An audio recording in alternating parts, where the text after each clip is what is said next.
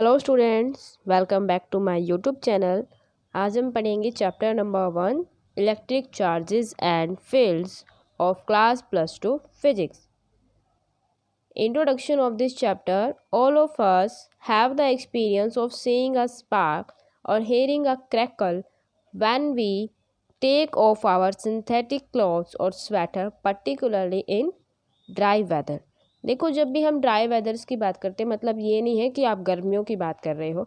यहाँ पर बात हो रही है कि जैसे कि ड्राई वेदर मतलब गर्म मौसम में मीन्स फरवरी या मार्च के टाइमिंग में गर्म मौसम हो जाता है, उस टाइमिंग की यहाँ पे बात हो रही है।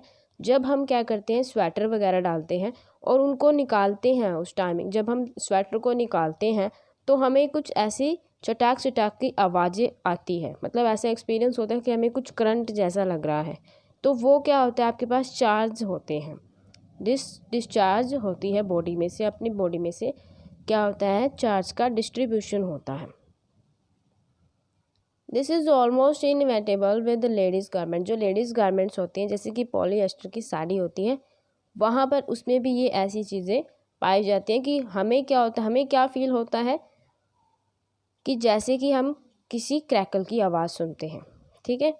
Have you ever try to find any explanation for this phenomena? क्या आपने कभी इस फिनोमिना के बारे में सोचा है या फिर आपने कभी सोचने की कोशिश की है कि ऐसा होता क्यों है? और इनके बहुत सारे एग्जाम्पल होते हैं। Another common example of electric discharge, जो इलेक्ट्रिक का डिस्चार्ज हो रहा है, जो कि हम बता रहे हैं कि यहाँ पर किसी भी बॉडी से क्या हो रहा है, एक बॉडी से दूसरी बॉडी में क्या हो रहा है, डिस्चार्ज हो रहा है। तो लाइटनिंग का एक अदर एग्जाम्पल क्या हो सकता है कि इलेक्ट्रिक का डिस्चार्ज होता है is the lightning that we see in the sky during thunder storm. मतलब तूफान के समय क्या होता है, जब बहुत बड़ी आंधी या तूफान आती है तो उस टाइमिंग पे क्या होता है, बिजली कड़कती है। बिजली चमकती हुई हमें दिखाई देती है स्काई में, वो भी क्या है, इलेक्ट्रिक का डिस्चार्ज होता है। We also experience sensation of electric shock. हमें इलेक्ट्रिक शॉक लगता है either while opening the door of a car. हमने कई बार एक्सपीरियंस किया होगा कि हम जैसे ही कार का जो डोर है वो ओपन करते हैं, या फिर हम किसी आयरन बार को पकड़ते हैं, जब बस में बैठते हैं ना, वो आयरन बार आगे लगा होता है सीट के ऊपर, तो जब हम उसे पकड़ते हैं तब वो भी क्या होता है, वाइब्रेट करता रहता है। तो हमें उसको पकड़ने से भी क्या लगता है, ऐसा फील होता है कि हमें करंट लग रहा है उस चीज़ से। तो ऐसी चीज़ें जो जनरल एग्जाम्पल हैं जो कि डेली लाइफ में प्रेजेंट हैं, हम यहाँ पे एक्सपीरियंस करते हैं। The reason for this experience, इस एक्सपीरियंस का रीजन क्या है, discharge of electric charges through our body, कि हमारी बॉडी में से क्या हो रहा है, इलेक्ट्रिक चार्ज का डिस्चार्ज हो रहा है। ठीक है। Which were accumulated due to rubbing of insulating surface. वो कैसे होता है कि हम क्या करते हैं, इंसुलेटिंग सरफेस को रब कर देते हैं। ठीक है।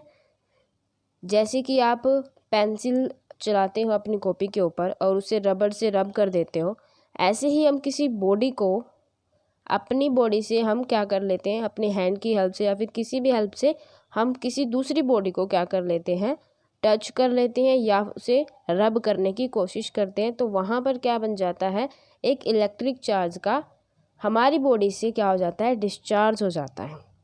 Which were accumulated due to rubbing और इंसुलेटिंग सरफेस, किसकी वजह से होता है, इंसुलेटिंग सरफेस पे टचिंग या रबिंग की वजह से होता है। You might have also had, this is due to generation of static electricity. वैसे ये किसकी वजह से होता है, ये इसका एक और जनरेशन होती है स्टैटिक इलेक्ट्रिसिटी। इलेक्ट्रिसिटी देखो आपको पता है क्या होती है, इलेक्ट्रिसिटी जो आपके घर में आती है वही होती है जब हम क्या करते हैं, जब हम स्विच ऑन करते हैं तो आपके जो फ़ैन है वो ऑन हो जाता है। ठीक है। या फिर जब हम बल्ब को हमें ऑन करना हो तो स्विच ऑन करके आपका बल्ब ऑन हो जाता है। ठीक है। लाइट आपकी पूरी रूम में फैल जाती है। ठीक है। तो ये क्या है, यहाँ पर क्या हो रहा है, करंट की वजह से क्या हो जाता है, इलेक्ट्रिसिटी आपके घर में आती है। लेकिन स्टैटिक इलेक्ट्रिसिटी क्या होती है, यहाँ पे स्टैटिक वर्ड क्या होता है, स्टैटिक का मतलब होता है कि कोई भी बॉडी अगर रेस्ट पर है।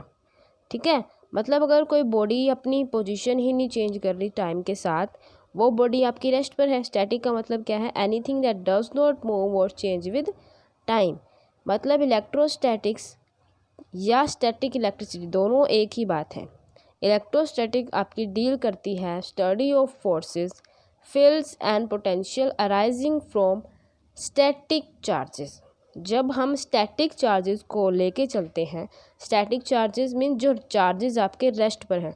देखो जो क्लॉथ्स की बात हो रही थी, क्लॉथ्स में आपका करंट नहीं फैलता है ना।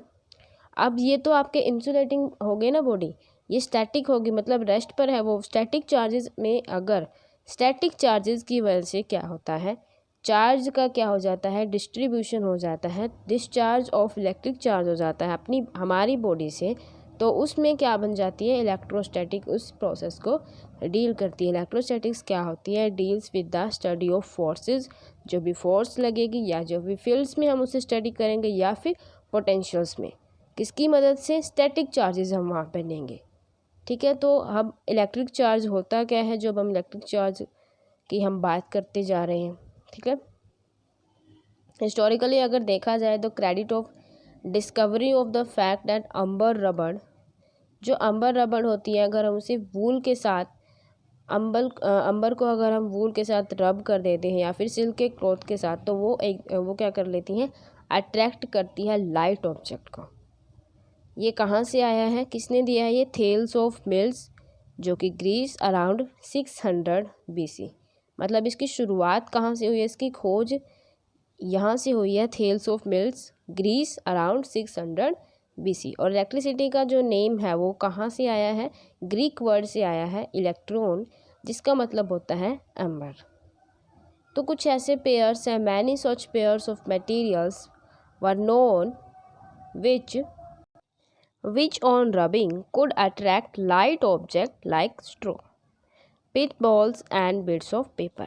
मतलब ऐसे ऑब्जेक्ट जो कि क्या करते हैं, जिनको रब करने से किसी दूसरे ऑब्जेक्ट के साथ, मतलब कोई दो ऑब्जेक्ट यहाँ पे हम ले रहे हैं, दोनों को अगर हम रब कर देते हैं और किसी लाइट ऑब्जेक्ट के पास लेके जाते हैं, लाइट ऑब्जेक्ट मीन छोटे छोटे ऑब्जेक्ट, जैसे कि बीट्स ऑफ पेपर आप घर में ले सकते हो या फिर स्ट्रॉ ले सकते हो। ठीक है, इन सब को अगर हम उनके पास लेके जाएं, इन दो ऑब्जेक्ट को रब करने के बाद, तब क्या होगा, यहाँ पर जो ये क्या करेगा, उन लाइट ऑब्जेक्ट्स को अट्रैक्ट करेगा। आप इसे परफॉर्म कर सकते हो घर में, जैसे कि आप एग्जांपल ले सकते हैं। यहाँ पे अगर आप कोम्ब लेते हैं, कोम्ब को अगर हम अपने ऑयली हेयर पर रब करते हैं, कोम्ब के साथ अपने हेयर को रब करिए और उसके बाद कुछ टुकड़े लीजिए, कागज़ के कुछ टुकड़े हम लेंगे, उसे रखकर और उसे उस कोम्ब के पास अगर हम कोम्ब को लेके जाएं उस कागज़ के टुकड़े के पास, तब आपको वहाँ पे आपको पता चलेगा कि वो कैसे, जो कोम्ब है वो कैसे उन बीट्स ऑफ पेपर को अपनी तरफ अट्रैक्ट कर रहा है, वो उसके ऊपर चिपक जाएंगे। ठीक है, तो ये आप एग्जांपल करके देख सकते हो घर में। और यहाँ पे इन्होंने कुछ और भी एक्टिविटी दी हैं, to work at home, cut out long thin strips of white paper. आपको वाइट पेपर को कुछ स्ट्रिप्स काट लेनी है, ठीक है, और उन्हें लाइटली आयरन कर देना है। ठीक है, मतलब उन्हें जो घर में आप प्रेस यूज़ करते हो ना, आयरन, कपड़े प्रेस करने के लिए, तो वो उसका यूज़ करने के लिए बोल रहे हैं कि उन्हें थोड़ा सा लाइटली आप आयरन कर दीजिए। वैसे ऐसा करने की कोई ज़रूरत नहीं है। Take them near a TV screen के पास उसे ले रखिए एंड या फिर कंप्यूटर मॉनिटर के पास रखिए। You will see that strips get attract to the screen. तो आपको पता चलेगा कि जो ये स्ट्रिप्स है ना, वो किसको अट्रैक्ट कर रही हैं, उस टीवी स्क्रीन को अट्रैक्ट कर रही हैं। ठीक है, तो ये भी एग्जांपल आप करके देखना चाहें तो देख सकते हैं। ठीक है, in fact it remain stuck for a while, मतलब कुछ देर तक वो स्ट्रिप्स उसके ऊपर चिपकी रहेंगी उस आयरन के रब करने के साथ। ठीक है, आपकी मर्जी है, आप ये एग्जांपल कर सकते हो। अब नेक्स्ट देखो, इट वाज ऑब्जर्व दैट अगर हम कोई ग्लास रोड लेते हैं, दो ग्लास रोड्स हमने ली, दोनों की दोनों ग्लास रोड, उनको हमने रब किया वूल या फिर सिल्क के क्लॉथ के साथ। ठीक है, are brought close to each other, वो दोनों को एक दूसरे के साथ लेके आए, तो दे रिपेल ईच अदर। अब ये दोनों की दोनों रिपेल क्यों कर रही हैं एक दूसरे को, रिपेल का मतलब है दूर दूर जा रही हैं। देखो यहाँ पर फिगर 1.1a ये दिखाया गया है, दोनों की दोनों ग्लास रोड है और क्या किया है, ग्लास जो सिल्क का क्लॉथ है उसके साथ इनको रब किया है। बट आप देख पा रहे हो कि दोनों ही ग्लास रोड है, दोनों को ही एक ही चीज़ के साथ रब कर रहे हो आप, और दोनों को अगर एक पास लेके आएंगे तो वो बिल्कुल भी अट्रैक्ट नहीं होगी, क्योंकि दोनों के क्या है, सेम नेचर है। सेम नेचर होने की वजह से दोनों के दोनों एज अ पॉजिटिव चार्ज या फिर as a negative charge react करेंगे। ठीक है, तो यहाँ पर ये कैसे रिएक्ट कर रहे हैं, as a negative charge react कर रहे हैं। ये देखो नेगेटिव, ये दोनों आपस में क्या हो रहे हैं, रिपेल कर रहे हैं, बिकॉज लाइक चार्जेस क्या करते हैं, रिपेल करते हैं। नेक्स्ट देखो, द 2 strands ऑफ वूल और 2 pieces of silk cloth with which rod were rub also repel each other. अगर हम यहाँ पर पहले हमने लिया 2 ग्लास रॉड, अगर हम उसकी जगह पर क्या ले लें, प्लास्टिक की रॉड्स ले लें। ठीक है, एक एग्जांपल ले लेते हैं कि अगर हम यहाँ पे प्लास्टिक की रॉड ले लेते हैं, यहाँ पे आगे दिखाया गया है 2 प्लास्टिक रॉड, अगर हम उसके कैट्स फर के साथ रब कर देते हैं दोनों की दोनों प्लास्टिक रॉड को। अब देखो दोनों की दोनों प्लास्टिक रॉड को हम एक ही चीज़ से रब कर रहे हो, अगर उन दोनों को पास लेके आएंगे, ये क्या करती हैं आपके पास, रिपेल करती हैं। उसके बाद भी क्या होता है, देखो दोनों की दोनों प्लास्टिक रॉड है, सिल्क क्लॉथ के साथ रब किया गया है, और फिर दोनों की दोनों क्या हो रही है, आपस में रिपेल ईच अदर। मतलब क्या है, दोनों का एक ही नेचर है। क्यों, क्योंकि एक के साथ भी हमने क्या किया है, सिल्क क्लॉथ के साथ रब किया है, और दूसरी प्लास्टिक रॉड को भी सिल्क क्लॉथ के साथ रब किया है, तो दोनों का नेचर सेम हो गया, मीन्स दोनों के चार्ज सेम है, दैट इज़ पॉजिटिव चार्ज। और जो लाइक चार्जेस होते हैं वो आपस में क्या करते हैं, रिपेल करते हैं। लेकिन दूसरी तरफ हम क्या लेते हैं, अगर हम प्लास्टिक रॉड को, जो कि हमने अभी ले रखी है, किसको, प्लास्टिक रॉड को हमने सिल्क क्लॉथ के साथ रब किया है, और ग्लास रोड को भी सिल्क क्लॉथ के साथ रब किया है। अगर हम दोनों को एक साथ लेके आते हैं तो ये दोनों क्या करती हैं, आपस में अट्रैक्ट करती हैं। क्यों करती हैं अट्रैक्ट, क्योंकि दोनों का नेचर अलग है। एक है आपकी ग्लास रोड जिसको हमने सिल्क क्लॉथ के साथ रब किया है, दूसरी आपकी प्लास्टिक की रोड है, दोनों की दोनों अलग अलग रोड हैं, तो ये दोनों की दोनों क्या करेंगी, अलग अलग नेचर शो करेंगी। जो आपकी ग्लास रोड है वो नेगेटिव चार्ज, और जो आपकी प्लास्टिक रोड है वो आपकी पॉजिटिव चार्ज लगेगी, जिस वजह से क्या होगा, ये दोनों अनलाइक चार्जेस बनेगी। मीन्स एक के पास नेगेटिव चार्ज है और एक के पास पॉजिटिव चार्ज है, तो ये क्या बन जाएंगी, आपकी अनलाइक चार्जेस। अनलाइक चार्जेस होने की वजह से ये दोनों एक दूसरे को अट्रैक्ट करेंगे, because unlike charges attract each other. So जो ग्लास रोड है वो क्या करेंगी, आपस में आपके ये दोनों की दोनों जो ग्लास रोड, हम एक ग्लास रोड और एक प्लास्टिक रोड, वो क्या करेगी, आपस में अट्रैक्ट करेंगे। अब आगे आपको ये DCF एग्जाम्पल दे रखे हैं कि कैसे कैसे चार्जेस अट्रैक्ट करते हैं, कैसे रिपेल करते हैं। कुछ अलग अलग एग्जाम्पल्स हैं, ये आप पढ़ सकते हो। अब आगे देखो, एक आपको यहाँ पे सिंपल फैक्ट समझ में आ गया होगा कि यहाँ पर एक एक्सपेरिमेंट को करने में कितने साल लग जाते हैं, उन्हें एक्सपेरिमेंट को परफॉर्म करने में, उनको खोज में लाने के साथ साथ उनको परफॉर्म करने में बहुत ज़्यादा टाइम लग जाता है किसी भी साइंटिस्ट को। तो मतलब डिफरेंट साइंटिस्ट इनके ऊपर स्टडी करते हैं, उसके बाद हमें कुछ चीज़ें मिलती हैं जो कि हम यहाँ पर पढ़ते हैं। ठीक है, तो यहाँ पर जो क्या है, डिफरेंट साइंटिस्ट ने काम किया है, तो यहाँ पर हमें क्या मिला है, एक इलेक्ट्रिक चार्ज मिला है। 2 काइंड्स के एंटिटी में मिलके एक काइंड की बनती है, क्या बनती है, इलेक्ट्रिक चार्ज। 2 काइंड क्या बोल रहे हैं कि यहाँ पर एक इलेक्ट्रिक चार्ज आपका अनलाइक चार्ज होता है और दूसरा होता है लाइक चार्ज। देखो कैसे होता है, बॉडीज़ लाइक ग्लास रोड। अब यहाँ पर हम थियोरेटिकली कर लेते हैं कि बॉडीज़, अगर हम 2 बॉडीज़ लेते हैं, प्लास्टिक और glass rod, silk, fur and beads are electrified. ये सब क्या है, इलेक्ट्रीफाइड का मतलब क्या है, ये क्या करती हैं, इलेक्ट्रिक चार्ज को प्रोड्यूस करती हैं। मतलब पॉजिटिव और नेगेटिव चार्ज को, कुछ ना कुछ चार्ज इनके पास है। दे एक्वायर एन इलेक्ट्रिक चार्ज, मतलब जब हम इन्हें रब करते हैं एक दूसरे के साथ, जैसे कि प्लास्टिक रोड को हमने सिल्क क्लॉथ के साथ रब किया तो एक चार्ज हमें मिला। कौन सा चार्ज मिला, पॉजिटिव चार्ज मिला।